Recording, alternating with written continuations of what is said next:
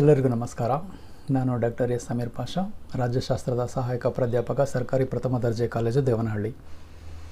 I am doctor S Sameer Pasha, Assistant Professor, Department of Political Science, Government University College, Devanhalli. In my today's class, I am going to explain you about BA 5th semester, paper 5.1, Indian Constitution, Institutional Framework, the session number 23, unit number 2.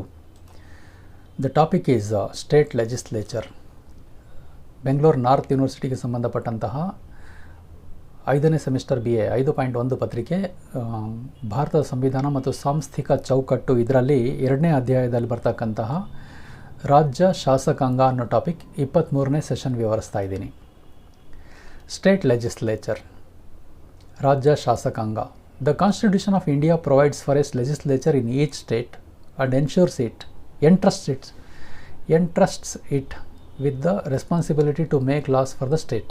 However, the composition of a state legislature can be different in different states. It can be either bicameral or unicameral. Presently, only 6 states, Andhra Pradesh, Bihar, Jammu Kashmir, Karnataka, Maharashtra and Uttar Pradesh, have bicameral legislatures. 22 states and 2 union territories have unicameral legislatures.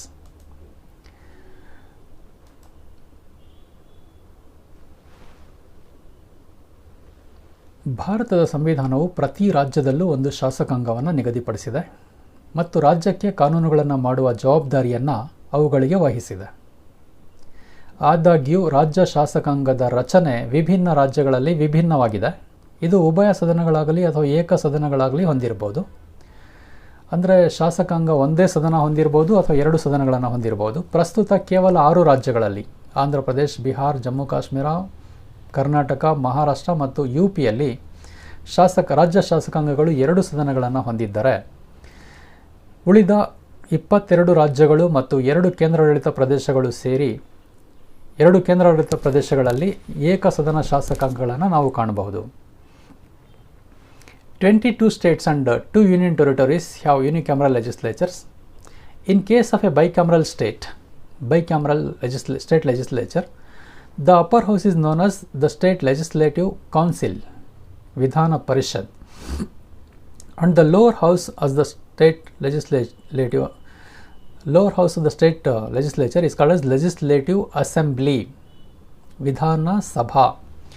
Where there is only one house of the state legislature, it is known as State Legislative Assembly. Orissa has a unicameral legislature with Orissa Legislative Assembly as its all-powerful house. In the same way, the single house having the states gives importance to only the lower house. There is no upper house. ಉಭಯ ಸದನಗಳ ರಾಜ್ಯ ಶಾಸಕಾಂಗದ ಸಂದರ್ಭದಲ್ಲಿ ಮೇಲ್ಮನೆ ರಾಜ್ಯ ವಿಧಾನ ಪರಿಷತ್ ಆಗಿರುತ್ತೆ. ಅಂದರೆ ಮೇಲ್ಮನೆನ ವಿಧಾನ ಪರಿಷತ್ ಅಂತ ಕರೆದ್ರೆ ಕೆಳಮನೆನ ವಿಧಾನಸಭೆ ಅಂತ ಕರೀತಾರೆ.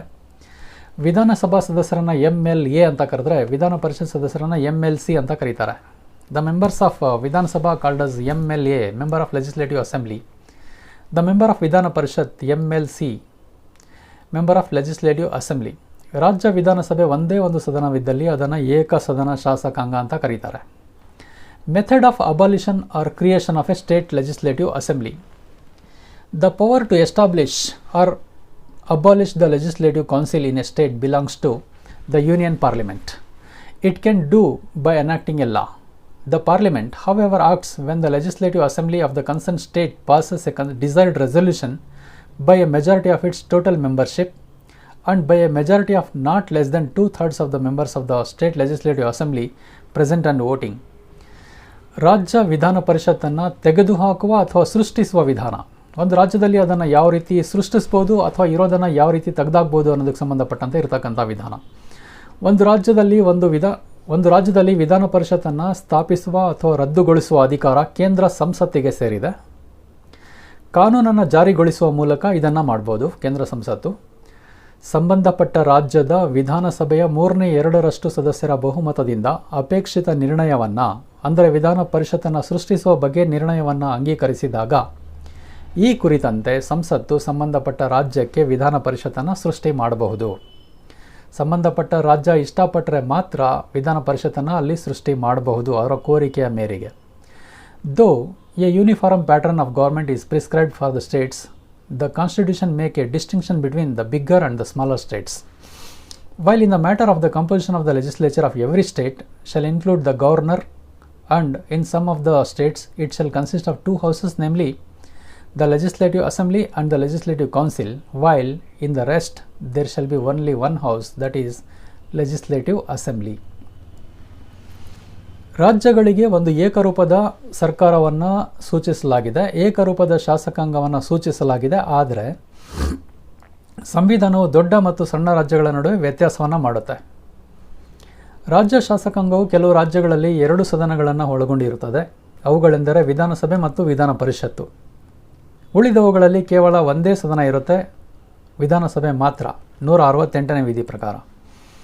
It follows that in the remaining states the legislature is unicameral, that is consisting of the legislative assembly only, according to Article 168. But the above list is not permanent in the states that Constitution provides for the abolition of the second chamber, that is the legislative council. In a state where it exists, as well as for the creation of such a chamber in a state where there is none at present, by a simple procedure which does not involve an amendment of the Constitution. ಕೆಲವು ಅಸಾಧಾರಣವಾದ ನಿಬಂಧನೆಗಳನ್ನು ರಾಜ್ಯಗಳಿಗೆ ಮಾಡಲಾಗಿದೆ. ಕೇಂದ್ರ ಶಾಸಕಾಂಗಕ್ಕೆ ಯಾವುದೇ ನಿರ್ಬಂಧಗಳಿಲ್ಲ, ಸಂಬಂಧಗಳಿಲ್ಲದಿದ್ದರೂ ಕೇಂದ್ರ ಶಾಸಕಾಂಗಕ್ಕೆ ಯಾವುದೇ ಸಂಬಂಧವಿಲ್ಲದಿದ್ದರೂ ಸಂವಿಧಾನವನ್ನು ರಚಿಸುವ ಸಮಯದಲ್ಲಿ ನಮ್ಮ ಕೆಲವು ರಾಜ್ಯಗಳು ಕಡಿಮೆ ಸಂಪನ್ಮೂಲಗಳನ್ನು ಹೊಂದಿದ್ವು. 2 ಸದನಗಳ ದುಂದುಗಾರಿಕೆಯನ್ನು ಭರಿಸುವುದು ಅಸಾಧ್ಯವಾಗಿತ್ತು ಆ ರಾಜ್ಯಗಳಿಗೆ. ಆದ್ದರಿಂದ ಪ್ರತಿ ರಾಜ್ಯ ತನ್ನ ಸ್ವಂತ ಇಚ್ಛೆಯಂತೆ 2ನೇ ಸದನವನ್ನು ಹೊಂದಲು ಅಥವಾ ಇಲ್ಲದಂತೆ ಮಾಡಲು ಸೂಚಿಸಲಾಗಿದೆ. ರಾಜ್ಯ ಶಾಸಕಾಂಗದ ಮೇಲ್ಮನೆಯನ್ನು ರಚಿಸುವ ಅಂತಿಮ ಅಧಿಕಾರ ಕೇಂದ್ರ ಸಂಸತ್ತಿಗೆ ನೀಡಲಾಗಿದೆ. ಇದು ಭಾಗಶಃ ನಾಮನಿರ್ದೇಶಿತ ಮತ್ತು ಭಾಗಶಃ ಚುನಾಯಿತ ಸದಸ್ಯರನ್ನು ಒಳಗೊಂಡಿರುವ ಸಂಸ್ಥೆಯಾಗಿರುತ್ತದೆ. ಒಂದು ರಾಜ್ಯದೊಳಗಿನ ಪ್ರತಿಯೊಂದು ಪ್ರಾದೇಶಿಕ ಕ್ಷೇತ್ರಕ್ಕೆ ಸಂಬಂಧಿಸಿದಂತೆ ಜನಸಂಖ್ಯೆಗೆ ಅನುಗುಣವಾಗಿ ಸಮಾನವಾದ ಪ್ರಾತಿನಿಧ್ಯ ಇರಬೇಕಾಗುತ್ತೆ. This apparently extraordinary provision was made for the states, while there was none corresponding to it for the union legislature. In order to meet the criticism at the time of the making of Constitution that some of our states, being to poorer resources, could ill afford to have the extravagance of two chambers, this device was accordingly prescribed to enable each state to have a second chamber or not, according to its own wishes. The system of composition of the council as laid down in the Constitution is not final. The final power of providing the composition of this chamber of the state legislature is given to the Union Parliament, but until Parliament legislates on the matter, the composition shall be as given to the Constitution, which is as follows. It will be a partly nominated and partly elected body, the upper house. There shall be a proportionally equal representation according to the population in respect of each territorial constituency within a state. There will be a readjustment of Parliament by law upon the completion of each census. ಕೆಲವು ಅಸಾಧಾರಣವಾದ ನಿಬಂಧನೆಗಳನ್ನು ರಾಜ್ಯಗಳಿಗೆ ನೀಡಲಾಗಿದೆ. ಟೀಕೆಗಳನ್ನು ಎದುರಿಸಲು ಸಂವಿಧಾನದ ರಚನೆಯ ಸಮಯದಲ್ಲಿ ನಮ್ಮ ಕೆಲವು ರಾಜ್ಯಗಳು ಬಡ ಸಂಪನ್ಮೂಲಗಳಾಗಿದ್ದವು, 2 ಸದನಗಳ ದುಂದುಗಾರಿಕೆಯನ್ನು ಹೊಂದಲು ಅವುಗಳು ಅಸಮರ್ಥವಾಗಿದ್ದವು. ಆದ್ದರಿಂದ ಪ್ರತಿ ರಾಜ್ಯ ತನ್ನ ಸ್ವಂತ ಇಚ್ಛೆಯಂತೆ 2ನೇ ಸದನವನ್ನು ಹೊಂದಲು ಅಥವಾ ಇಲ್ಲದಂತೆ ಮಾಡಲು ಸೂಚಿಸಲಾಗಿದೆ. ಸಂವಿಧಾನದ ಪ್ರಕಾರ ವಿಧಾನ ಪರಿಷತ್ತಿನ ಸಂಯೋಜನೆಯ ವ್ಯವಸ್ಥೆಯು ಅಂತಿಮವಲ್ಲ ಅಂತ ಹೇಳ್ಬೋದು. State legislature aren't uniform. Some are unicameral, but 7 states, Andhra Pradesh, Telangana, Bihar, Jammu Kashmir, Karnataka, Maharashtra, UP have bicameral legislatures. These are all called legislative councils. The state legislatures have governor, legislative assembly, first chamber or popular house, and legislative council, second chamber or house of elders, only if it is formed. ರಾಜ್ಯ ಶಾಸಕಾಂಗಗಳು ಏಕರೂಪವಾಗಿಲ್ಲ. ಕೆಲವು ಏಕಸದನ ಮತ್ತು ಕೆಲವು ದ್ವಿಸದನ ಶಾಸಕಾಂಗಗಳಾಗಿವೆ. ಆಗಲೇ ನಾನು 6 ರಾಜ್ಯಗಳಲ್ಲಿ ಇದೆ ಅಂತ ಹೇಳಿದೆ ದ್ವಿಸದನ. ಇವನ್ ತೆಲಂಗಾಣ ಸೇರಿಸ್ಕೊಂಡ್ರೆ 7 ರಾಜ್ಯಗಳಾಗುತ್ತೆ. ಹೀಗಾಗಿ ರಾಜ್ಯ ಶಾಸಕಾಂಗಗಳು ರಾಜ್ಯಪಾಲರು, ಶಾಸಕಾಂಗ ಸಭೆ ಅಂದರೆ ಕೆಳಮನೆ ಅಥವಾ ಜನಪ್ರಿಯ ಸದನ ಮತ್ತು ವಿಧಾನಸಭೆ ಮೇಲ್ಮನೆ ಅಥವಾ ಹಿರಿಯರ ಸದನ ಅಂತ ಅದನ್ನು ಕರೀತಾರೆ. ಸ್ಟ್ರೆಂತ್, ಒಟ್ಟು ಸದಸ್ಯರೆಷ್ಟಿರಬೇಕಂತ. What is to be the strength of upper house in state legislature? State legislative assembly has strength of 60 to 500 with exceptions for smaller states. The state legislative assembly has strength of 60 minimum or maximum 500 members with exceptions for smaller states. The number of territorial constituency have been fixed by census of 1971 until the year 2026. However, by delimitation of Act census of 2001 has been considered without altering the number of constituencies in states. Strength of the legislative council is from 40 to 1/3 of that legislative assembly. The constitution has fixed the maximum and minimum limits, but actual strength is fixed by the parliament. ಸದಸ್ಯರ ಸಂಖ್ಯೆ. ಸಣ್ಣ ರಾಜ್ಯಗಳನ್ನು ಹೊರತುಪಡಿಸಿ ರಾಜ್ಯ ಶಾಸಕಾಂಗದ ಕೆಳಮನೆಯು ಕನಿಷ್ಠ 60 ಗರಿಷ್ಠ 500 ಸದಸ್ಯರ ಬಲವನ್ನು ಹೊಂದಿರಬೇಕು. ಪ್ರಾದೇಶಿಕ ಕ್ಷೇತ್ರದ ಜನಸಂಖ್ಯೆಯನ್ನು 1971ರ ಜನಗಣತಿಯಂತೆ 2026ರವರೆಗೆ ನಿಗದಿಪಡಿಸಲಾಗಿದೆ. ಶಾಸಕಾಂಗದ ಮೇಲ್ಮನೆಯ ಬಲ ಕನಿಷ್ಠ 40ರಿಂದ ವಿಧಾನಸಭೆಯ ಒಟ್ಟು ಸದಸ್ಯರ 1/3 ಭಾಗದಷ್ಟಿರಬೇಕು. ಕನಿಷ್ಠ 40 ಇರಬೇಕು, ಇಲ್ಲವೇ ಸಂಬಂಧಪಟ್ಟ ರಾಜ್ಯದ ಕೆಳಮನೆಯ ಒಟ್ಟು ಸದಸ್ಯರ 1/3 ಭಾಗದಷ್ಟಿರಬೇಕು.